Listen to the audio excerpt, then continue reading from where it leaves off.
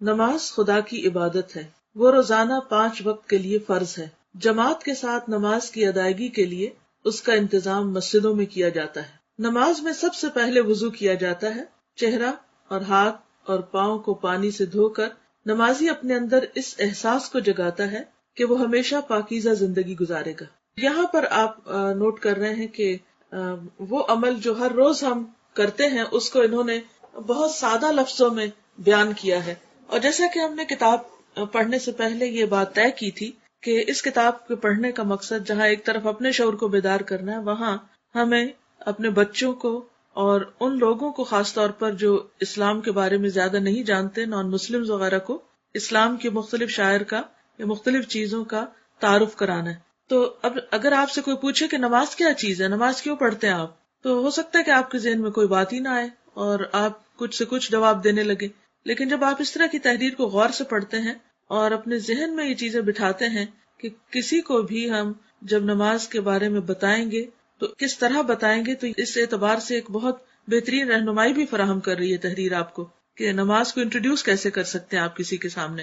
اور دوسرا اس کا فائدہ یہ ہے کہ یہ جو بھی ہم ایکشنز کرتے ہیں ان میں غور و فکر کر کے ان کے مقاصد بھی ساتھ واضح کرتے ہیں۔ مثلا ہم میں سے کتنے لوگ ہیں جو وضو کرتے ہوئے یہ سوچیں کہ وضو میری جہاں جسمانی پاکیزگی اور طہارت کا ذریعہ ہے، وہاں پوری زندگی میں مجھے یہ طہارت کا سبق سکھاتی ہے۔ تو یہ لکھتے ہیں کہ یعنی وضو کے بعد انسان کے اندر یہ احساس جاگتا ہے کہ وہ ہمیشہ پاکیزہ زندگی گزارے گا، پھر وہ اللہ اکبر، اللہ سب سے بڑا ہے کہہ کر نماز کے عمل میں داخل ہوتا ہے۔ یعنی کچھ پری ریکوزٹس ہیں، نماز سے پہلے کی چیزیں ہیں، ان کا بھی ایک مقصد ہے، اور پھر خود نماز کا عمل۔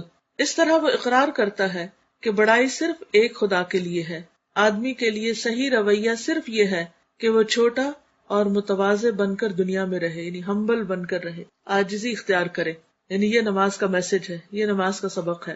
لیکن بہت سے لوگ نماز پڑھتے ہیں اور زیادہ اکڑ جاتے ہیں، یا ان کو اپنی عبادت کا ایک تکبر اور غرور ہونے لگتا ہے، جبکہ نماز انسان کے اندر حقیقی معنوں میں عاجزی پیدا کرتی ہے۔ نماز میں آدمی قرآن کے کچھ حصوں کو پڑھ کر اپنے بارے میں خدا کے احکام کو ذہن میں تازہ کرتا ہے۔ یعنی ایچ ٹائم جب ہم کوئی سورت تلاوت کرتے ہیں تو اس کے معنی اگر ہم کو آتے ہوں تو وہ اللہ تعالیٰ کے ساتھ ایک ہم کلامی اور ایک رابطہ استوار ہوتا ہے، اور ہمیں یہ پتہ چلتا ہے کہ اللہ تعالیٰ ہم سے چاہتے کیا ہیں۔ پھر وہ رکوع اور سجدہ کر کے عمل کی زبان میں یہ کہتا ہے کہ میرے لیے صرف ایک ہی رویہ درست ہے، اور وہ یہ کہ میں خدا کا تابع بن کر دنیا میں زندگی گزاروں۔ نماز کا عمل جب ختم ہوتا ہے تو تمام نمازی دائیں اور بائیں منہ پھیر کر کہتے ہیں السلام علیکم ورحمۃ اللہ، تمہارے اوپر سلامتی ہو اور اللہ کی رحمت ہو۔ یہ اس بات کا اعلان ہے کہ نماز کے ذریعے تربیت پا کر اب تمام نمازی اس طرح دنیا میں داخل ہو رہے ہیں کہ ان کے دل میں دوسروں کے لیے رحمت اور امن کے سوا کوئی دوسرا جذبہ نہیں، یعنی وہ سب کے لیے سلامتی کا پیغام ہے۔ اور یہ کتنی خوبصورت بات ہے اسلام کی پہچان کرانے کے لیے تمام لوگوں کو کہ دن میں 5 نمازوں کے اندر کئی بار ہم یہ سلام دائیں اور بائیں ہر طرف کرتے ہیں، اور اگر کوئی شعوری نماز پڑھے تو وہ اپنے اندر بھی ایک سکون پائے گا اور دوسروں کے لیے بھی ایک سلامت انسان بنے گا، یعنی سلامتی کا پیغام لے کر نکلے گا۔ وہ سماج کا امن پسند ممبر بن کر رہیں گے، وہ کسی کے ساتھ بدخواہی کا عمل نہیں کریں گے، یعنی کسی کو اپنی زبان اور اپنے ہاتھ سے تکلیف نہیں دیں گے، اور یہی حقیقی دین ہے اور یہی عملی نماز ہے۔ نماز ایک اعتبار سے خدا کی عبادت ہے، وہ خدا کی خدائی کا اعتراف ہے، وہ ہر قسم کی بڑائی کو صرف خدا کے لیے خالص کرتے ہوئے اس کے آگے جھک جانا ہے، یعنی مسلسل اپنے دل کو تکبر سے پاک کرنا ہے کہ اصل بڑائی تو اللہ کے لیے، کیونکہ ایک دفعہ نہیں کئی دفعہ ہم اس میں اللہ اکبر کہتے ہیں اٹھتے بیٹھتے وقت۔ دوسرے اعتبار سے نماز آدمی کو اس کے لیے تیار کرتی ہے کہ لوگوں کے درمیان وہ سچا انسان بن کر رہے، وہ لوگوں کے ساتھ معاملہ کرنے میں تواضع اور ہمدردی کا انداز اختیار کرے۔ نماز خدا کے ساتھ بھی نمازی کے معاملے کو درست کرتی ہے اور انسان کے ساتھ بھی اس کے معاملے کو درست کرتی ہے۔ تو اس سے کیا پتہ چلتا ہے کہ اسلام میں جو عبادات ہیں وہ محض ایک ریچول نہیں ہے یا ایک خاص انداز میں کیے جانے والے کچھ ایکشنز نہیں ہیں، بلکہ حقیقت میں وہ انسان کے اندر ایک گہری سوچ پیدا کرتے ہیں اور اس کو ایک پسندیدہ انسان بناتے ہیں۔ اللہ تعالیٰ نے پیغمبروں کی جہاں صفات کا ذکر کیا ہے، خاص طور پر ان کی عبادات کا، تو اس کا بھی مقصد یہی ہے کہ وہ اللہ کے پسندیدہ کیسے بنے، انہی طریقوں سے۔ تو گویا دن میں یہ کئی دفعہ ہم ایکسرسائز کرتے ہیں لیکن افسوس یہ کہ بے سوچے سمجھے کرتے ہیں، اس لیے وہ نماز جو ہے وہ ہماری عملی زندگی میں کہیں نظر نہیں آتی. نماز ایک الگ فعل بن کے رہ گیا اور ہم اس سے ہٹ کر بے سوچے سمجھے زندگی گزارتے چلے جا رہے ہیں. تو بہت ضروری ہے کہ ہم اپنی نماز کو عملی زندگی کے ساتھ بھی مربوط کریں، کنیکٹ کریں. اس پر میرا ایک لیکچر ہے جو 1999 میں نے دیا تھا اسلام آباد میں، نماز کیا سکھاتی ہے. تو الحمدللہ بہت لوگوں نے اس سے فائدہ اٹھایا، اور میں چاہوں گی کہ آپ لوگ بھی موقع پا کر اس لیکچر کو سنیں، اور اس میں کافی تفصیل کے ساتھ ہر رکن جو نماز کے اندر ہم ادا کرتے ہیں یا ہر ایکشن جو کرتے ہیں اس کی معنویت پہ بات کی گئی ہے کہ اس کا مطلب کیا ہے. یعنی دیکھنے میں بظاہر ایک ایکشن ہے کہ ہم ہاتھ اٹھا رہے ہیں یا اللہ اکبر زبان سے کہہ رہے ہیں یا سینے پہ ہاتھ باندھ رہے ہیں یا رکوع میں جا رہے ہیں، لیکن اس کے پیچھے ایک سبق ہے.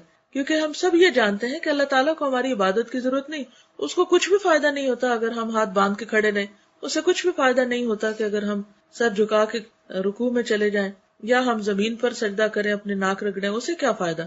اس کا دراصل فائدہ ہم ہی کو پہنچتا ہے. اور وہ کیا فائدے ہیں جو ہمیں نماز کے ذریعے پہنچتے ہیں، تو اس پر آپ اگر مزید تفصیل جاننا چاہیں تو یہ لیکچر آپ کو فائدہ دے گا، اور آپ اسے دوسروں کے ساتھ بھی شیئر کر سکتے ہیں. ایک طریقہ یہ ہے کہ جو چیز آپ کو پسند آئے، چاہے یہ لیکچر یا اور کوئی بھی چیز، تو بہتر ہے کہ جو بھی آپ کے پیارے ہیں، جو بھی آپ کے عزیز ہیں، ان کے ساتھ شیئر کیا کریں اور انہیں بتایا کریں کہ اس چیز سے آپ کو کیا فائدہ ہوا ہے، کیا سیکھا آپ نے، آپ کے عمل میں کیا تبدیلی آئی ہے، آپ کے رویے میں کیا تبدیلی آئی ہے، آپ کو کن کن پریشانیوں سے نجات ہوئی ہے، تاکہ اللہ کا یہ دین جو ہم سب کی خوشی کے لیے اور ہم سب کے دنیا اور آخرت کے فائدوں کے لیے آیا ہے، اس سے دوسروں کو بھی فائدہ پہنچائے. اور جب ہم دوسروں کو فائدہ پہنچائیں گے تو خود اس کا فائدہ پلٹ کے ہم ہی پہ آئے گا. جب انسان دوسروں کے لیے خیر چاہتا ہے تو اللہ تعالیٰ اس کے لیے بھلائیوں کے دروازے کھول دیتا ہے. ہم سب کے اوپر کیفیات گزرتی رہتی ہیں. کبھی ایسا ہوتا ہے کہ نماز بہت اچھی ہو جاتی ہے، کبھی ایسا بھی ہوتا ہے کہ انسان مختلف چیزوں سے گھبرا کے اس کیفیت میں نہیں رہتا. تو ایسی باتیں اگر ایک دوسرے کو ہم یاد کراتے رہیں تو پھر سے ایمان بڑھنے لگتا ہے. پھر ان کے بعد ایسے نالائق جانشین ان کی جگہ آئے جنہوں نے نماز کو ضائع کر دیا اور خواہشات کے پیچھے لگ گئے، تو وہ عنقریب گمراہی کو ملیں گے. اللہ سبحانہ تعالیٰ نے ہمیں اپنی عبادت کے لیے پیدا کیا ہے. سورۃ الذاریات میں آتا ہے وما خلقت الجن والانس الا لیعبدون، میں نے جن و انس کو محض اس لیے پیدا کیا کہ وہ میری عبادت کریں. سورۃ البقرہ میں تمام انسانیت کو مخاطب کرتے ہوئے اللہ سبحانہ تعالیٰ فرماتے ہیں یا ایھا الناس اعبدوا ربکم الذی خلقکم والذین من قبلکم لعلکم تتقون، اے لوگو اپنے رب کی عبادت کرو جس نے تمہیں پیدا کیا اور ان کو بھی جو تم سے پہلے تھے، تاکہ تم بچ جاؤ. عبادت کا معنی ہوتا ہے انتہائی خضوع اور عاجزی اختیار کرنا. اس عاجزی کی بہترین مثال اور بہترین عبادت نماز ہے. نماز عبادت کی اعلیٰ ترین شکل ہے. یہ ایک فرض عبادت ہے. نماز ہمیں دنیا میں برائیوں سے بچاتی ہے اور آخرت میں جہنم کی آگ سے. نماز ہماری غلطیوں اور کوتاہیوں کا کفارہ بھی کرتی ہے. اسی لیے قرآن مجید میں اور سنت رسول صلی اللہ علیہ وسلم میں اس کی بہت تاکید آئی ہے. اس کو ادا کرنے والے کامیاب اور اس سے گریز کرنے والوں کا برا انجام اس آیت میں بتایا گیا ہے، جس کا آج ہم مطالعہ کریں گے. فخلف من بعدهم خلف اضاعوا الصلاة واتبعوا الشهوات فسوف يلقون غیا. سورۃ مریم کی آیت نمبر 59 میں اللہ سبحانہ وتعالیٰ فرماتے ہیں فخلف من بعدهم خلف، تو ان کے بعد ایسے لوگ جانشین ہوئے. عربی میں ایک خلف ہوتا ہے، ایک خلف ہوتا ہے. خلف کہتے ہیں برے جانشین کو اور خلف کہتے ہیں اچھے جانشین کو. یعنی سورۃ مریم میں اللہ سبحانہ تعالیٰ نے جن انبیاء کا ذکر کیا، ابراہیم علیہ السلام، موسیٰ علیہ السلام، اسماعیل علیہ السلام، ادریس علیہ السلام، ان سب کا ذکر کرنے کے بعد، ان کی تعریف کرنے کے بعد اللہ تعالیٰ فرماتے ہیں فخلف من بعدہم خلف، کہ ان قابل تعریف لوگوں کے بعد ایسے برے جانشین آئے کہ جن کی سب سے بڑی برائی کیا تھی، اضاعوا الصلاۃ، انہوں نے نماز ضائع کر دی، واتبعوا الشہوات، اور خواہشات کے پیچھے لگ گئے. یعنی ان کے آباء و اجداد نیک تھے لیکن ان کی اولادوں نے نمازیں چھوڑ دی، یا پھر ان نمازوں کے ارکان و واجبات چھوڑ دیے، یا یہ کہ انہیں اپنے وقت سے تاخیر کے ساتھ پڑھا اور ایسے کام کیے کہ جس سے نماز کا پڑھنا اور نہ پڑھنا ایک ہی ہو گیا. ناخلف لوگوں کی یہاں صفات بیان کی گئی ہیں، جیسا کہ نبی صلی اللہ علیہ وسلم نے بھی فرمایا کہ ان کے بعد کچھ ایسے لوگ آئیں گے کہ وہ ایسی باتیں کریں گے جن پر وہ عمل نہیں کریں گے، اور وہ ایسے عمل کریں گے جن کا انہیں حکم نہیں دیا جائے گا. تو جو اپنے ہاتھ سے جہاد کرے وہ مومن ہے، جو اپنی زبان سے جہاد کرے تو وہ مومن ہے، جو اپنے دل سے جہاد کرے تو وہ مومن ہے، اور اگر یہ بھی نہ ہو تو خشخاش کے دانے برابر بھی ایمان نہیں رہتا۔ یعنی ایسے لوگوں کو سمجھانا چاہیے زبان سے بھی اور ہاتھ سے بھی، یعنی جیسے اپنے بچے ہیں اور وہ چھوٹے ہیں ابھی 10 سال کے بعد بھی اگر نماز نہیں پڑھتے تو جیسے کہ حدیث میں آتا ہے کہ ان کو مار بھی سکتے ہیں، تاکہ وہ اگر پیار محبت سے اور سمجھانے سے، واعظ نصیحت سے نہیں سمجھتے تو سختی سے سمجھے، حتیٰ کہ نماز ان کی عادت ہو جائے اور پھر اس کے بعد زندگی میں وہ اس پر چلتے رہیں۔ تو بات یہ ہو رہی ہے کہ ان چنے ہوئے لوگوں، انعام یافتہ لوگوں کے بعد آنے والے برے اور شریر لوگوں کا فسق و فجور کیا ہے، کیا صفت ہے، کیا دلیل ہے کہ ادا الصلاۃ، انہوں نے نماز کو ضائع کر دیا، نماز کو چھوڑ دیا، یا یہ کہ شریعت کے مطابق اسے ادا نہیں کیا، اس میں سستی دکھائی، اس میں اہمال کیا، یعنی اسے نگلیکٹ کر دیا یا اس سے منع کر دیا۔ یہ لوگ اللہ سے ڈرنے والے لوگ نہیں تھے۔ مجاہد کہتے ہیں کہ اس سے مراد اس امت کے وہ لوگ ہیں جو راستوں میں جانوروں اور گدھوں کی طرح ایک دوسرے پر سوار ہوتے ہیں، نہ تو وہ آسمان میں اللہ سے ڈرتے ہیں اور نہ زمین میں لوگوں سے شرم کرتے ہیں۔ یعنی انہوں نے بے حیائی اور برائی کے طریقے اپنا لیے اور جس کام کے لیے انہیں پیدا کیا گیا تھا اس کام کو انہوں نے چھوڑ دیا۔ ابو سعید خدری کہتے ہیں کہ میں نے رسول اللہ صلی اللہ علیہ وسلم کو فرماتے ہوئے سنا، 60 سال کے بعد نااہل لوگ پیدا ہوں گے، یعنی نبی صلی اللہ علیہ وسلم کے جانے کے 60 سال بعد، جو نماز کو ضائع کر دیں گے اور خواہشات کی پیروی کریں گے اور جہنم کے گڑھے میں جا پڑیں گے۔ ان کے بعد ایسے لوگ جانشین ہوں گے جو قرآن تو پڑھیں گے لیکن وہ ان کے حلق سے نیچے نہیں اترے گا، یعنی صرف تجوید اور قرات کے ماہر ہوں گے لیکن قرآن ان کے دلوں پر اثر نہیں کرے گا اور نہ ہی ان کے عمل میں آئے گا۔ اور قرآن کی قرات 3 طرح کے لوگ کرتے ہیں، نمبر 1 مومن، نمبر 2 منافق اور نمبر 3 فاجر۔ ادا الصلاۃ، انہوں نے نماز کو ضائع کر دیا، یعنی ایک اہم فریضہ جو دین کا ستون ہے، جو ایمان کا معیار اور کسوٹی ہے اور جو رب العالمین سے اخلاص کا ثبوت دینے کا ذریعہ ہے، تو اس میں انہوں نے اپنی نمازیں ضائع کی، یعنی اہم فریضہ کو ادا نہیں کیا۔ تو بہت سے اہل علم یہ کہتے ہیں کہ یہاں اس سے مراد نماز پوری طرح چھوڑ دینا ہے، یعنی یہ وہ لوگ ہیں جو نمازیں چھوڑ دیتے ہیں۔ بعض اہل علم یہ کہتے ہیں کہ یہ وہ لوگ ہیں جو نمازوں کو اس کے آخری وقت تک مؤخر کر دیتے ہیں، یعنی پڑھ تو لیتے ہیں لیکن بے وقت کی پڑھتے ہیں۔ اور بعض کہتے ہیں کہ یہ وہ لوگ ہیں جو نمازوں کے اوقات ضائع کر دیتے ہیں، یعنی قضا کر کر کے پڑھتے ہیں۔ اور بعض نے یہ بھی کہا کہ یہ وہ لوگ ہیں جو ارکان اور واجبات کو ضائع کر دیتے ہیں، یعنی نماز کے سارے ارکان، شرائط وغیرہ پوری طرح ادا نہیں کرتے۔ حسن بصری کہتے ہیں کہ اس سے مراد وہ لوگ ہیں جنہوں نے مساجد کو بیکار اور خالی کر دیا اور کھیتی باڑی کو لازم کر لیا، یعنی دنیا کے کام کاج میں، دنیا کمانے میں ایسے مصروف ہوئے کہ نمازوں کو مسجد میں پڑھنے کی بجائے جہاں پڑھ سکے پڑھ لیا ورنہ نہ پڑھا۔ ابن مسعود اور ابراہیم کہتے ہیں کہ انہوں نے نماز کو اس کے وقت سے مؤخر کر دیا۔ سعید بن مسیب کہتے ہیں یہ وہ شخص ہے جو ظہر نہیں پڑھتا یہاں تک کہ عصر داخل ہو جاتی، عصر نہیں پڑھتا یہاں تک کہ سورج غروب ہو جاتا ہے۔ لوگوں نے ابن مسعود سے پوچھا کہ نماز کو ضائع کرنے کا مطلب کیا ہے، تو انہوں نے کہا اس سے مراد نماز کو اتنی دیر سے پڑھنا کہ وقت نکل جائے۔ تو ان لوگوں نے کہا ہم یہ سمجھتے تھے کہ نماز کو چھوڑ دینا اسے ترک کرنا ہے۔ تو انہوں نے کہا کہ اگر وہ نماز کو چھوڑ دیتے تو دین سے ہی نکل جاتے۔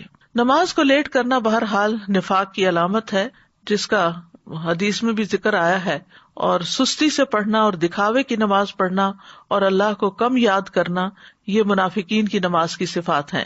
سورۃ النساء آیت 142 میں اللہ تعالیٰ فرماتے ہیں ان المنافقین یخادعون اللہ وہو خادعهم وَإِذَا قَامُوا إِلَى الصَّلَاةِ قَامُوا كُسَالَىٰ يُرَاءُونَ النَّاسَ وَلَا يَذْكُرُونَ اللَّهَ إِلَّا قَلِيلًا۔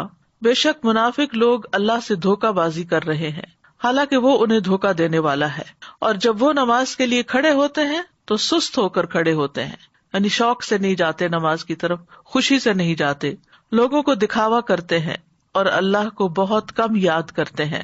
رسول اللہ صلی اللہ علیہ وسلم نے فرمایا یہ تو منافق کی نماز ہے، یہ تو منافق کی نماز ہے، یہ تو منافق کی نماز ہے، کہ سورج کو بیٹھے دیکھتا رہتا ہے، جب وہ شیطان کے 2 سینگوں کے درمیان ہوتا ہے یعنی غروب ہونے کے قریب ہوتا ہے تو کھڑا ہو کر 4 ٹھونگے مارنے لگ جاتا ہے، اس میں اللہ کا ذکر نہیں کرتا مگر بہت تھوڑا، یعنی اللہ کو یاد کرنے کی بجائے وہ ادھر ادھر کی باتیں سوچتا رہتا ہے، یا بس نماز کو سر سے اتارنے کی فکر کرتا ہے رسول اللہ صلی اللہ علیہ وسلم نے یہ بھی فرمایا کہ بے شک منافقوں پر سب سے زیادہ بھاری نماز عشاء اور فجر کی نماز ہے. دونوں آرام کے وقت ہیں اور نیند کے وقت ہیں، اس لیے ایسے اوقات میں ان کو نماز پڑھنا اور مشکل لگتا ہے. سعید بن مسیب کہتے ہیں کہ وہ لوگ حی علی الصلاۃ حی علی الفلاح کے الفاظ سنتے ہیں، تندرست اور صحیح سالم ہونے کے باوجود نماز پڑھنے نہیں جاتے. استغفر اللہ، یعنی آذان کی آواز آتی ہے، اس کے باوجود بھی وہ اس سے غفلت برتتے ہیں. ایک معنی یہ بھی کیا گیا ہے کہ یہ عمدگی سے نماز نہیں پڑھتے. ابو ہریرہ رضی اللہ عنہ کہتے ہیں کہ ایک دن آپ صلی اللہ علیہ وسلم نے ہمیں نماز پڑھائی، پھر مڑے اور فرمایا، اے فلاں، تم نے اپنی نماز اچھی طرح کیوں نہیں ادا کی؟ کیا نمازی کو دکھائی نہیں دیتا جب وہ نماز پڑھتا ہے کہ اس نے کس طرح نماز ادا کی؟ حالانکہ وہ اپنے ہی لیے نماز ادا کرتا ہے، تو پھر چاہیے کہ اچھے سے اچھے طریقے سے ادا کرے. اسی طرح ایک معنی یہ بھی ہے کہ جلدی جلدی نماز پڑھنا، بس سر سے اتارنے کی کوشش کرنا. حذیفہ رضی اللہ عنہ کہتے ہیں انہوں نے ایک آدمی کو نماز پڑھتے ہوئے دیکھا، اس نے نماز میں کمی کی، یعنی تیز تیز پڑھ رہا تھا، صحیح طرح رکوع اور سجود ادا نہیں کر رہا تھا. حذیفہ نے اس سے کہا، تم کتنے عرصے سے ایسی نماز ادا کر رہے ہو؟ اس نے کہا 40 سال سے. تو انہوں نے کہا کہ تم نے 40 سال سے کوئی نماز نہیں پڑھی. اگر تم ایسی ہی نماز پڑھتے مر جاتے تو تم محمد صلی اللہ علیہ وسلم کی ملت کے علاوہ ہی مرو گے. پھر کہا، بے شک ایک آدمی ہلکی نماز پڑھنے کے باوجود اسے مکمل اور اچھے طریقے سے ادا کر سکتا ہے. تو اصل مقصود کیا ہے کہ نماز کا پھر حق ادا کیا جائے، اطمینان سے نماز کے ارکان کو ادا کیا جائے. ابو ہریرہ کہتے ہیں کہ رسول اللہ صلی اللہ علیہ وسلم ایک مرتبہ مسجد تشریف لے گئے. اسی وقت ایک شخص آیا اور اس نے نماز پڑھی. اس کے بعد نبی صلی اللہ علیہ وسلم کو سلام کیا. آپ نے سلام کا جواب دیا اور فرمایا کہ واپس جاؤ، نماز پڑھو، کیونکہ تم نے نماز نہیں پڑھی. وہ لوٹ گیا، اس نے ویسے ہی نماز دوبارہ پڑھ دی جیسے پہلے پڑھی تھی. پھر آیا اور نبی صلی اللہ علیہ وسلم کو سلام کیا. آپ نے فرمایا واپس جاؤ، نماز پڑھو، کیونکہ تم نے نماز نہیں پڑھی. اس طرح 3 مرتبہ ہوا. پھر اس نے کہا، اس ذات کی قسم جس نے آپ کو حق کے ساتھ بھیجا ہے، میں اس سے بہتر نماز ادا نہیں کر سکتا، لہٰذا آپ مجھے سکھا دیجیے. آپ نے فرمایا، جب تم نماز کے لیے کھڑے ہو تو تکبیر کہو، اس کے بعد جتنا قرآن تمہیں یاد ہو اس کو پڑھو، یعنی سورۃ فاتحہ کے بعد. پھر رکوع کرو یہاں تک کہ اطمینان سے رکوع کرو. پھر سر اٹھاؤ یہاں تک کہ سیدھے کھڑے ہو جاؤ. پھر سجدہ کرو یہاں تک کہ اطمینان سے سجدہ کرو. پھر سر اٹھاؤ یہاں تک کہ اطمینان سے بیٹھ جاؤ، اور اپنی پوری نماز میں اسی طرح کرو. یعنی ہر رکن اس طرح ادا کرنا چاہیے کہ اس کے بعد انسان اپنی جگہ پر ٹھہر جائے سکون سے، اور پھر دوبارہ اگلا رکن ادا کرے. پھر اسی طرح رکوع اور سجود میں اگر کمر سیدھی نہ کی جائے اور بس تھوڑا سا جھکا کے سر اٹھا لیا جائے تو آپ نے فرمایا وہ نماز کافی نہ ہوگی جس میں آدمی اپنی پشت کو رکوع اور سجود میں سیدھا نہ رکھے. امام شافعی، امام احمد اور اسحاق کہتے ہیں جو اپنے رکوع اور سجدے میں اپنی پشت سیدھی نہیں رکھتا، یعنی اسٹریٹ نہیں ہوتی، اس کی نماز فاسد ہو جاتی ہے. ابن قیم رحمۃ اللہ علیہ کہتے ہیں کہ نماز میں یہ 6 صفات منافقوں کی علامت ہے. نماز کی طرف جاتے وقت سستی کا مظاہرہ کرنا، نماز ادا کرتے ہوئے لوگوں کے لیے دکھاوا کرنا، اس کی ادائیگی میں تاخیر کرنا، جلدی جلدی ٹھونگے مارنا، اس میں اللہ کا ذکر کم کرنا، اور با جماعت نماز سے پیچھے رہنا. تو خلاصہ یہ ہے کہ جو شخص وضو مکمل کرنے اور رکوع اور سجود کو مکمل کرنے کی حفاظت نہ کرے وہ نماز کی حفاظت کرنے والا نہیں ہوتا، اور جو نماز کی حفاظت نہیں کرتا گویا وہ اسے ضائع کر دیتا ہے، اور جو نماز کو ضائع کر دیتا ہے تو وہ باقی شریعت کے تمام احکامات کو بھی زیادہ ضائع کرنے والا ہوتا ہے. اور جو شخص نماز کی حفاظت کرتا ہے اللہ اس کے دین کی حفاظت کرتا ہے، اور جو نماز نہیں پڑھتا اس کا تو کوئی دین ہی نہیں ہوتا. ایسے لوگوں کی دوسری صفت کیا بتائی گئی؟ واتبعوا الشہوات، کہ وہ خواہشات کے پیچھے لگ گئے، یعنی گناہوں میں پڑ گئے، شراب نوشی میں پڑ گئے، اپنے نفسوں پر شہوت کو ترجیح دی اللہ کی اطاعت کے مقابلے میں، منکرات میں آگے بڑھ گئے. نماز کو ضائع کرنے کا بھی سب سے اہم سبب یہی ہے کہ انسان اپنی خواہشات کی تکمیل میں اپنا وقت استعمال کر دیتا ہے، اور جب نماز کا وقت آتا ہے تو یا وہ تھک چکا ہوتا ہے یا پھر اس کا دل بدل چکا ہوتا ہے اور نماز پڑھنے میں اس کا دل ہی نہیں لگتا. حضرت علی رضی اللہ عنہ سے اللہ تعالیٰ کے اس قول کے بارے میں مروی ہے کہ خواہشات کی پیروی کرنے والوں سے وہ لوگ مراد ہیں جو مضبوط محل بناتے ہیں، قابل توجہ سواریوں پر سوار ہوتے ہیں اور مشہور لباس پہنتے ہیں. یعنی یہ بیماریاں جو آج ہیں یہ آج کی نہیں ہیں، یہ حضرت علی رضی اللہ عنہ کے دور کی ہیں کہ انہوں نے کیا زبردست طریقے سے تشخیص کی کہ خواہشات کی پیروی کا مطلب کیا ہے کہ بڑے بڑے گھر بنائے جائیں اور اپنی ساری صلاحیتیں انہی میں لگا دی جائیں، ایسی گاڑیوں پر بیٹھا جائے جو نوٹسیبل ہوں، ایسی سواریوں پہ بیٹھا جائے جو لوگوں کی نگاہ میں ہوں، لوگ اس پہ رشک کرتے ہوں، اور برانڈڈ لباس پہنے جائیں. یعنی ان کا پورا لائف سٹائل ہی دنیا کے پیچھے بھاگنے کا ہو جاتا ہے اور عبادت کی طرف ان کی توجہ نہیں ہوتی، ان کا دل نہیں لگتا. تو خواہشات ان چیزوں کے متعلق ہوتی ہیں جو انسان کو پسند آتے ہیں کام، یا انسان جن کو کرنا چاہتا ہے، جن کے ساتھ وہ موافقت رکھتا ہے اور جن سے وہ بچتا نہیں ہے. صحیح حدیث میں ہے کہ جنت ناپسندیدہ چیزوں کے ساتھ گھری ہوئی ہے اور جہنم خواہشات کے ساتھ گھری ہوئی ہے. اس بارے میں ابو ہریرہ کہتے ہیں کہ رسول اللہ صلی اللہ علیہ وسلم نے فرمایا، جب اللہ عز و جل نے جنت کو پیدا کیا تو جبریل علیہ السلام سے کہا جا کر اسے دیکھ آؤ. چنانچہ جبریل علیہ السلام گئے اور دیکھا. واپس آ کر عرض کیا، یا رب و عزتک، اے میرے رب آپ کی عزت کی قسم، اس کے متعلق جو بھی سنے گا وہ اس میں داخل ہونا چاہے گا. پھر جنت کو ناپسندیدہ چیزوں سے ڈھانپ دیا گیا. پھر اللہ تعالیٰ نے فرمایا اسے دیکھ کر آؤ. چنانچہ وہ دوبارہ گئے اور اسے دیکھا. کہا، یا رب و عزتک، اے میرے رب آپ کی عزت کی قسم، مجھے اندیشہ ہے کہ اب اس میں کوئی داخل ہی نہیں ہو سکے گا. یعنی اتنا مشکل راستہ ہے. اور اسی طرح جب آگ کو پیدا کیا تو آپ نے جبریل علیہ السلام سے فرمایا کہ اے جبریل جہنم کو دیکھ کر آؤ. جب وہاں پہنچے تو آ کر کہنے لگے، یا رب و عزتک، اے رب آپ کی عزت کی قسم، جو اس کے متعلق سنے گا اس میں داخل ہونا نہیں چاہے گا. اللہ کے حکم پر اسے خواہشات سے ڈھانپ دیا گیا. پھر فرمایا، اے جبریل جا کر اسے دیکھ کر آؤ. وہ دیکھ کر آئے.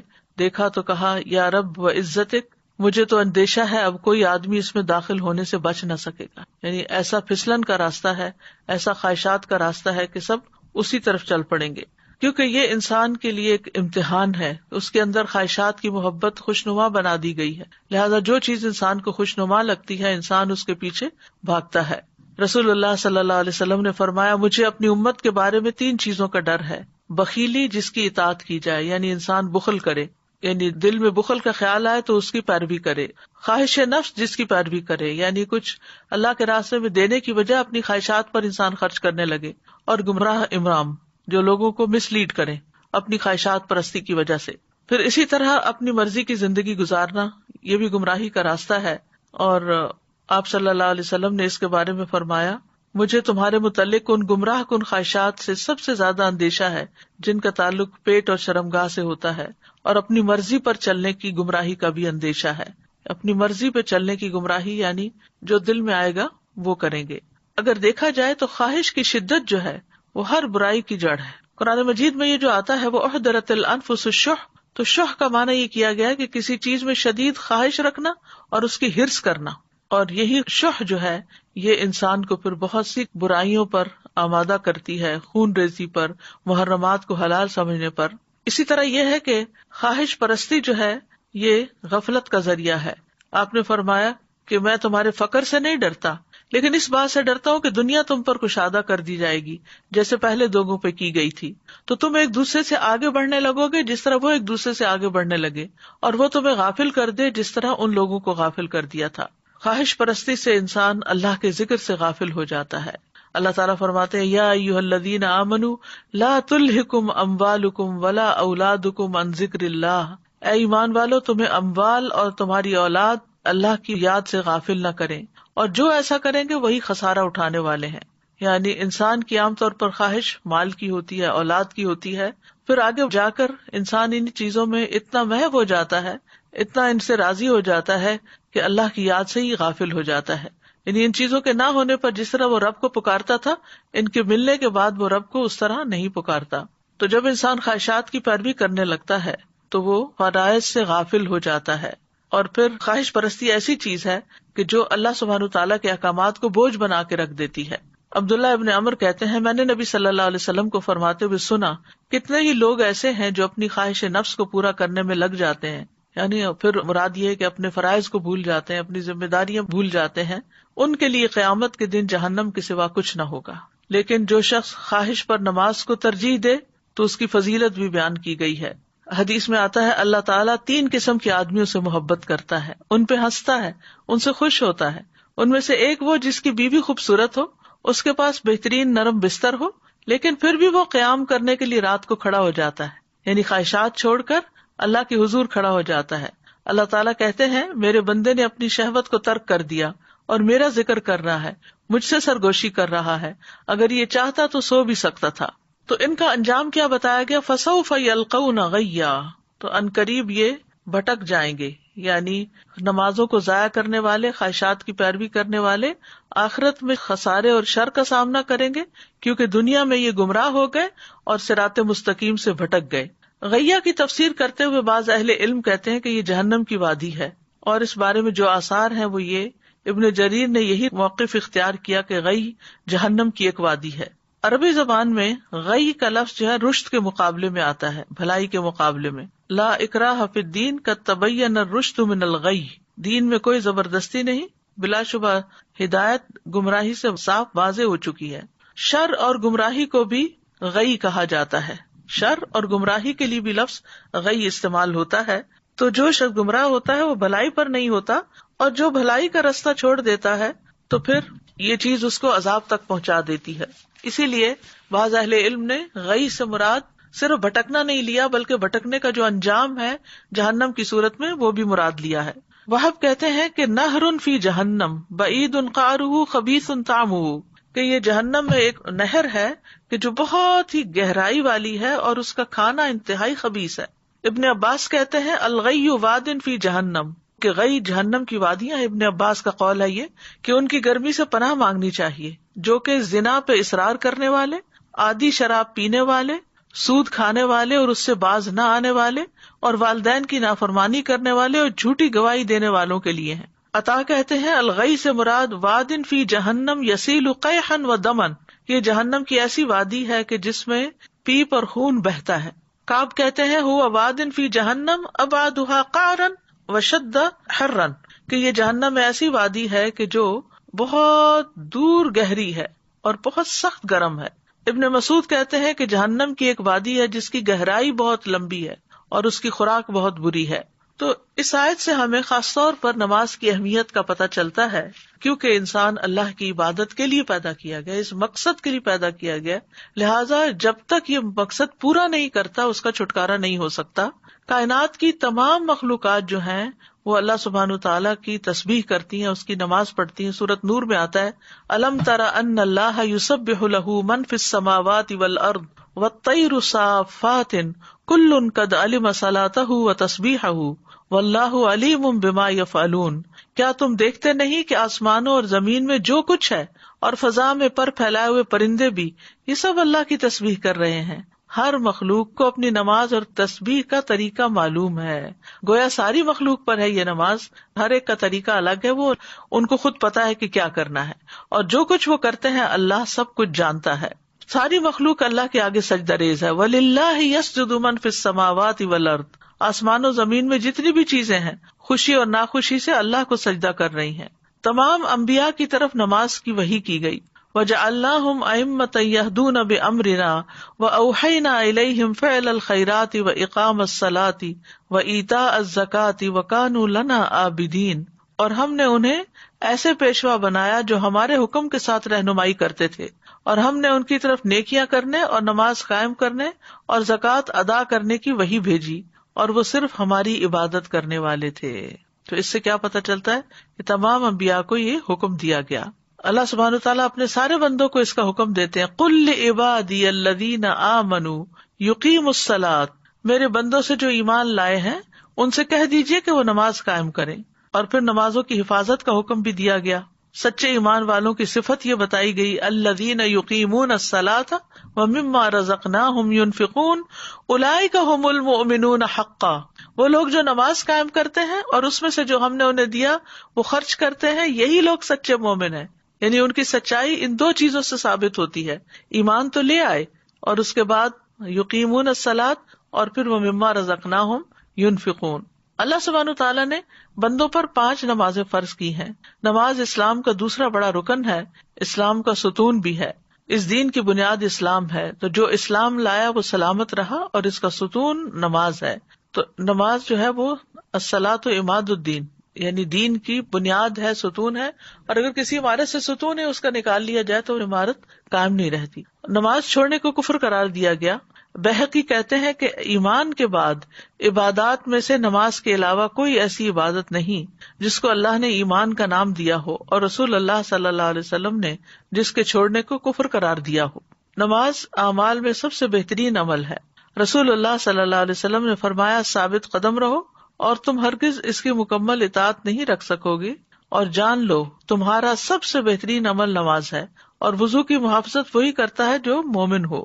تو اس سے یہ پتہ چلتا ہے کہ جب تک انسان اپنی نمازیں پوری نہیں کرتا، اس کے باقی اعمال بھی اس طرح قبول نہیں ہوتے، اور سب سے ٹاپ پر نماز ہی ہے۔ اور یہ ایسا فریضہ ہے جو کسی حال میں بھی ساقط نہیں ہوتا۔ کھڑے ہو کر نماز نہیں پڑھ سکتے تو بیٹھ کے پڑھ لیں، بیٹھ کر نہیں پڑھ سکتے تو پہلو کے بل لیٹ کر پڑھ لیں، لیکن نماز جیسے بھی حالات ہوں چھوڑی نہیں جا سکتی، یہاں تک کہ میدان جنگ میں بھی جب دشمن سے مقابلہ ہو تو نماز ادا کرنی چاہیے۔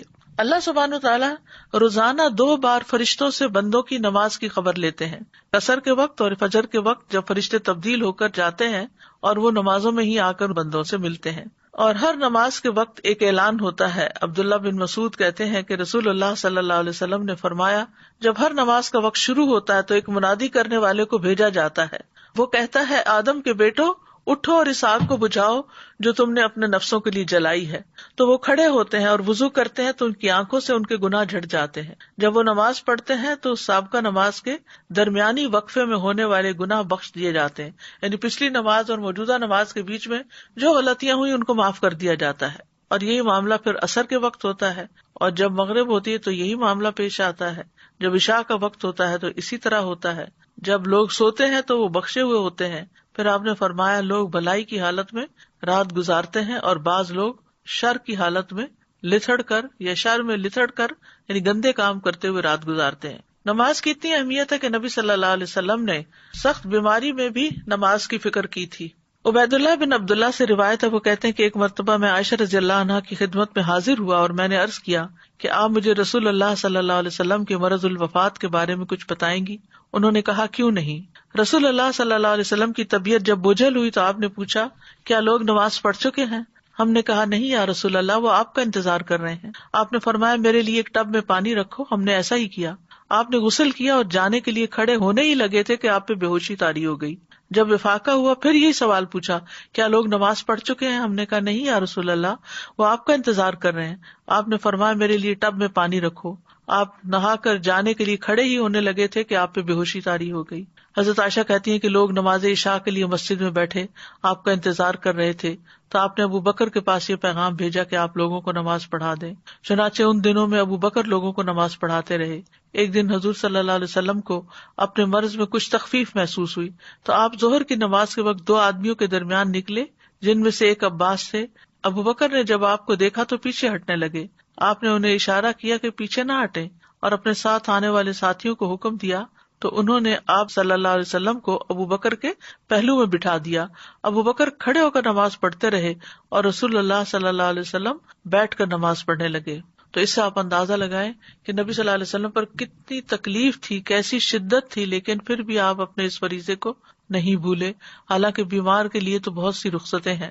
حضرت علی کہتے ہیں کہ رسول اللہ صلی اللہ علیہ وسلم کا آخری کلام تھا، الصلاۃ الصلاۃ اتقوا اللہ فیما ملکت ایمانکم، نماز کی حفاظت کرو، نماز کی حفاظت کرو اور اپنے غلاموں کے بارے میں اللہ سے ڈرو۔ نبی صلی اللہ علیہ وسلم کی آخری وصیت بھی تھی۔ نبی صلی اللہ علیہ وسلم نے یہ بھی بتایا تھا کہ ایک وقت آئے گا کہ نماز کا نام و نشان بھی مٹ جائے گا۔ آپ نے فرمایا، کپڑے کے بیل بوٹوں کی طرح اسلام مٹتا جائے گا، حتیٰ کہ انہیں یہ بھی معلوم نہ ہوگا کہ نماز، روزہ، قربانی اور صدقہ کیا ہوتے ہیں۔ ایک رات میں اللہ عز و جل کی کتاب کو مٹا دیا جائے گا اور زمین میں ایک آیت بھی باقی نہ رہے گی۔ لوگوں کے مختلف گروہوں میں سے کچھ بوڑھے مرد اور عورتیں رہ جائیں گی، وہ کہیں گے، ہم نے اپنے آباء و اجداد کو یہ کلمہ لا الہ الا اللہ کہتے سنا تھا اور اب ہم بھی کہہ رہے ہیں، یعنی اس کے علاوہ نماز، قرآن سے بالکل لا علم اور غافل ہوں گے۔ قبر میں جا کر ہوئی بندے کی حسرت کیا ہوگی۔ نبی صلی اللہ علیہ وسلم ایک قبر کے پاس سے گزرے، حال ہی میں اس میت کو دفن کیا گیا تھا، تو آپ نے فرمایا، 2 رکعتیں ہلکی سی ہوتی ہیں اور تم لوگ انہیں حقیر اور زائد سمجھتے ہو، لیکن وہ 2 رکعتیں اگر یہ صاحب قبر اپنے عمل میں زیادہ کر لیتا تو اس کی نظر میں تمہاری تمام باقی دنیا سے بھی اسے زیادہ محبوب ہوتی۔ لیکن ہم کتنے آرام سے نفل چھوڑ دیتے ہیں، نفل کیا سنت چھوڑ دیتے ہیں۔ ہمارے بندے بس فرض پڑھ کے کھڑے ہو جاتے ہیں تو ہمیں اپنی نمازوں کا حساب لینا چاہیے، خود اپنا تجزیہ کرنا چاہیے کہ ہم کیا نماز کو ادا کرنے والے ہیں یا نماز کو ضائع کرنے والے ہیں. اور ضائع کرنے میں تاخیر سے پڑھنا بھی مراد ہے، تو وقت پر نماز پڑھنی چاہیے، کیونکہ قرآن مجید میں آتا ہے ان الصلاۃ کانت علی المؤمنین کتابا موقوتا، بے شک نماز ایمان والوں پر ہمیشہ سے ایسا فریضہ ہے جس کا وقت مقرر کیا ہوا ہے. عبداللہ بن مسعود کہتے ہیں میں نے نبی صلی اللہ علیہ وسلم سے عرض کیا اللہ کو کون سا عمل زیادہ پسند ہے؟ آپ نے فرمایا نماز کو اس کے وقت پر ادا کرنا، یعنی جب ٹائم داخل ہو جائے تو پھر نماز کی طرف دوڑیں، اور جو نماز کو وقت پر ادا کرے گا، پابندی سے ادا کرے گا، اللہ تعالیٰ کا اس سے کیا وعدہ ہے، اللہ تعالیٰ اس کو جنت میں داخل کرے گا. عبداللہ بن مسعود کہتے ہیں کہ رسول اللہ صلی اللہ علیہ وسلم ہر نماز اس کے وقت پر پڑھتے تھے مگر مزدلفہ اور عرفہ میں جمع کیا کرتے تھے. نبی صلی اللہ علیہ وسلم نے اس کی بہت تلقین بھی کی ہے اور مؤخر کرنے کی مذمت بھی کی ہے. صحابہ کے بارے میں آتا ہے کہ نمازوں کو ضائع ہوتے دیکھ کر وہ روتے تھے. امام زہری کہتے ہیں میں دمشق میں انس بن مالک کی خدمت میں گیا، آپ اس وقت رو رہے تھے. میں نے عرض کیا آپ کیوں رو رہے ہیں؟ تو انہوں نے فرمایا اب میں اس نماز کے علاوہ نبی صلی اللہ علیہ وسلم کے دور کی کوئی چیز نہیں پاتا، کیونکہ آپ نے تو انسانوں کی تعمیر کی تھی اور انسانوں کو اخلاق سکھائے تھے، طرز عمل اور معاملہ سب کچھ، لیکن آپ ان کے اندر تو نہیں رہے تھے. کچھ عرصے کے بعد آپ فوت ہو گئے تھے، یعنی اس وقت ان کے پاس دنیاوی مال و اسباب نہیں تھے، یہی عبادتیں تھیں، اخلاق تھے، اچھے معاملات تھے، اچھی ڈیلنگز تھی.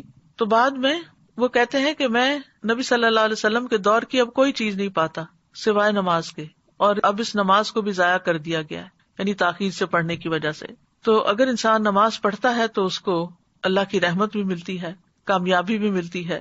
قد افلح المؤمنون الذین هم فی صلاتهم خاشعون، سورۃ النور میں آتا ہے وَأَقِیمُوا الصَّلَاةَ وَآتُوا الزَّکَاةَ وَأَطِیعُوا الرَّسُولَ لَعَلَّکُمْ تُرْحَمُونَ، اور نماز قائم کرو اور زکوٰۃ ادا کرو اور رسول کا حکم مانو تاکہ تم رحم کیے جاؤ.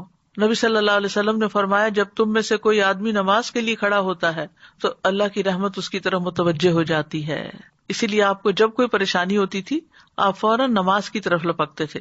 جو شخص نماز کے بعد اپنی جائے نماز پر بیٹھا رہتا ہے تو فرشتے اس پر صلات پڑھتے رہتے ہیں، اور فرشتوں کی ان پر صلات یہ ہے اللہم اغفر لہ اللہم ارحمہ اللہم اغفر لہ اللہم ارحمہ، اے اللہ اسے بخش دے، اے اللہ اس پر رحم فرما. اگر وہ آگے بیٹھ کر اگلی صف میں نماز کا انتظار کرے تو فرشتے بھی اس پر صلات بھیجتے ہیں، اور ان کی صلات کیا ہے اللہم اغفر لہ اللہم ارحمہ. پھر یہ کہ نماز پڑھنے سے خوف اور غم سے نجات ملتی ہے، پھر اللہ کی مدد آتی ہے. اسی لیے تمام انبیاء جب کوئی مسئلہ درپیش ہوتا تھا تو نماز پڑھنے لگتے تھے، یعنی نفل نماز، پھر اللہ کی حفاظت ملتی ہے. آپ نے فرمایا من صلی الصبح فہو فی ذمۃ اللہ، جو صبح کی نماز پڑھتا ہے وہ اللہ کے ذمے میں ہے، یعنی اللہ تعالیٰ کی اس کو حفاظت حاصل ہوگی. نماز صحت اور تندرستی کا سبب بھی ہے، حشاش بشاش ہونا اور خوش مزاجی نماز ہی سے حاصل ہوتی ہے. ابن القیم کہتے ہیں اللہ کا ذکر کرنا، اس کی طرف متوجہ ہونا، اس کی طرف رجوع کرنا اور مدد لینے کے لیے جانا، نماز کی طرف جانا. کتنے ہی ان میں سے ایسے بیمار ہیں جنہیں شفا دے دی گئی اور کتنے ہی بیماروں کو عافیت دے دی گئی. یعنی نماز کا ایک فائدہ کیا ہوا کہ نماز پڑھنے سے وہ بیماری نہیں ہوئے. ظاہر وضو کر کے انسان سارے جراثیم سے پاک ہوتا ہے، پھر نماز ادا کرتا ہے، وہ ایک ایکسرسائز بھی ہے، اس میں اللہ کا ذکر بھی ہے، وہ ایک روحانی ٹانک بھی ہے. تو جو بیمار تھے ان کو شفا ہو گئی اور کتنے ہی بیماروں کو عافیت دے دی گئی، یعنی وہ اس مصیبت سے بچ گئے. پھر اسی طرح گناہ مٹتے ہیں. وَأَقِمِ الصَّلَاةَ طَرَفَيِ النَّهَارِ وَزُلَفًا مِّنَ اللَّيْلِ إِنَّ الْحَسَنَاتِ يُذْهِبْنَ السَّيِّئَاتِ ذَلِكَ ذِكْرَىٰ لِلذَّاكِرِينَ، اور دن کے ان دونوں سروں پر اور کچھ رات گزرنے پر نماز قائم کرو، بلا شبہ نیکیاں برائیوں کو دور کر دیتی ہیں. یہ ایک یاد دہانی ہے یاد کرنے والوں کے لیے.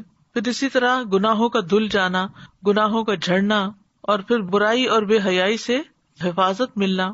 قرآن مجید میں آتا ہے ان الصلاۃ تنہی عن الفحشاء والمنکر، کہ بے شک نماز بے حیائی اور برائی سے روکتی ہے. حدیث میں اس کو نور کہا گیا ہے، الصلاۃ نور. اس سے نفس کا تزکیہ ہوتا ہے، بندے کو حفاظت کا ایک مضبوط قلعہ مل جاتا ہے. دل اور اعضاء گناہ کرنے سے محفوظ ہو جاتے ہیں، اس سے اللہ کی قربت حاصل ہوتی ہے، برائیاں دور ہوتی ہیں، گناہوں سے روک دیا جاتا ہے.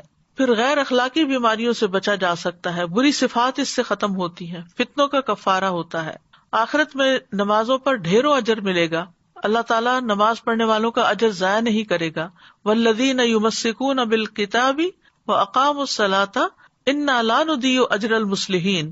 اور جو لوگ کتاب کو مضبوطی سے پکڑتے ہیں اور انہوں نے نماز قائم کی، یقیناً ہم اصلاح کرنے والوں کا اجر ضائع نہیں کیا کرتے. تو اس سے کیا پتہ چلتا ہے کہ جو کتاب کو تھامے رکھے اور نماز ادا کرے تو دنیا میں بھی فائدہ ہوگا اور ان کا اجر بھی ضائع نہ ہوگا. پھر جہنم اور منافقت سے برات ہے. پھر یہ کہ قبر میں حفاظت کے لیے نماز آ جاتی ہے سر کی طرف سے. پھر اسی طرح قیامت کے دن چمکدار نور ملے گا. رسول اللہ صلی اللہ علیہ وسلم نے فرمایا، جو لوگ اندھیروں میں مسجدوں کی طرف جاتے ہیں اللہ ان کے لیے قیامت کے دن چمکدار نور کے ساتھ روشنی کرے گا. پھر فرمایا، اندھیرے میں مسجد جانے والوں کو قیامت کے دن مکمل نور کی خوشخبری دے دو. یہ قیامت کے دن آنکھیں ٹھنڈی کرنے کا باعث بھی ہوگا. سجدے اور وضو کی وجہ سے اعضاء چمک رہے ہوں گے نمازیوں کے. قیامت کے دن برہان اور نجات کا ذریعہ ہے. نبی صلی اللہ علیہ وسلم کی ملاقات اور آپ کی صحبت چاہے قیامت کے دن تو کثرت سجود کا آپ نے حکم دیا. سجدے کے نشانات پر آگ حرام ہے. نمازی کو جنت میں داخل کرنا اللہ پر حق ہے. نماز جنت میں لے جانے کا باعث ہے. کثرت نماز جنت میں پہلے داخل کرانے کا باعث ہے. قزاع قبیلے کے 2 آدمی تھے اور ان میں سے ایک اللہ کے راستے میں مارا گیا اور ایک سال کے بعد فوت ہوا. تو جو سال کے بعد فوت ہوا، طلحہ کہتے ہیں وہ مجھے خواب میں آیا کہ جنت کا دروازہ کھولا گیا اور بعد میں فوت ہونے والا شہید ہونے والے سے پہلے جنت میں داخل ہوا. اس پہ مجھے بڑا تعجب ہوا. جب صبح ہوئی تو میں نے اس خواب کا ذکر نبی صلی اللہ علیہ وسلم سے کیا. آپ نے فرمایا، کیا اس نے 1 سال بعد تک رمضان کے روزے نہیں رکھے، اس کے بعد 6000 رکعت اور یہ سنت کی رکعت نہیں پڑھی؟ یعنی جتنی زیادہ نمازیں اس کی ہوئی اتنے ہی اس کے درجے بلند ہوئے، کیونکہ ہر سجدے کے ساتھ ایک درجہ بلند ہوتا ہے. قرآن مجید میں اللہ تعالیٰ نے نماز کو ایمان بھی کہا ہے. نماز ایمان کا ترازو ہے. جس کے دل میں رائی برابر بھی ایمان ہو نماز نہیں چھوڑ سکتا. نماز بندے اور رب کے درمیان ایک تعلق کی علامت ہے اور یہ تعلق نمازوں کے ساتھ مضبوط ہوتا چلا جاتا ہے. نماز دل اور زبان کے ذکر کو جمع کرنے کا ذریعہ ہے. نماز کے ذریعے بندہ اپنے رب سے ایک درست تعلق قائم کر لیتا ہے. نماز کا چھوڑنا ایمان سے محرومی ہے، بدترین گناہ ہے. اللہ تعالیٰ کی حفاظت سے بندہ باہر آ جاتا ہے. اعمال کی بربادی کا باعث ہے، دلوں کی سختی اور غفلت کا باعث ہے. ایک نماز بھی قضا کرنا بہت بڑے خسارے کا باعث ہے. بے نمازی کے لیے موت کی سختیاں بھی ہیں. نماز چھوڑنا اہل جہنم کی صفت ہے. جب ان سے پوچھا جائے گا ما سلککم فی سقر قالوا لم نک من المصلین، جنت والے جہنم والوں سے پوچھیں گے تمہیں کیا چیز دوزخ میں لے گئی؟ وہ کہیں گے ہم نماز نہیں پڑھتے تھے. ہمیں دعا بھی کرنی چاہیے اپنے لیے بھی اور اپنی اولاد کے لیے بھی کہ ہم نمازوں پر قائم رہیں. رب اجعلنی مقیم الصلاۃ ومن ذریتی ربنا وتقبل دعا. اور خواہشات سے بچنے کے لیے بھی دعا ہے، اللہم انی اعوذ بک من منکرات الاخلاق والاعمال والاہواء. اے اللہ میں تجھ سے برے اخلاق، برے اعمال اور بری خواہشات سے پناہ مانگتا ہوں. تو کرنے کے کام کیا ہیں کہ نمازوں کی فکر کریں، وقت پر ادا کریں، زیادہ سے زیادہ سجدے کریں، یعنی سنت نفل کا بھی اہتمام کریں، فرائض اور نوافل دونوں ہی عمدگی سے ادا کریں. نماز کو اللہ کا فریضہ سمجھ کر ادا کریں اور 5 نمازوں کی حفاظت کریں. دنیا کے کاموں کی وجہ سے نمازوں سے غافل نہ ہوں. جیسے ہی نماز کا وقت آئے کام چھوڑ کر نماز پڑھنے لگے. گھر والوں کو بھی نماز کا حکم دیتے رہیں. بچوں کو بھی سب سے پہلے اسلام کا یہی حکم سکھائیں اور اس کے بارے میں اس طرح ایکسپلین کریں کہ وہ ساری زندگی نماز نہ چھوڑ سکیں. اللہ تعالیٰ سے دعا ہے کہ اللہ تعالیٰ ہمیں نمازوں کی حفاظت کرنے کی توفیق عطا فرمائے. وآخر دعوانا ان الحمد للہ رب العالمین. سبحانک اللہم وبحمدک اشہد ان لا الہ الا انت استغفرک واتوب الیک. السلام علیکم ورحمۃ اللہ وبرکاتہ.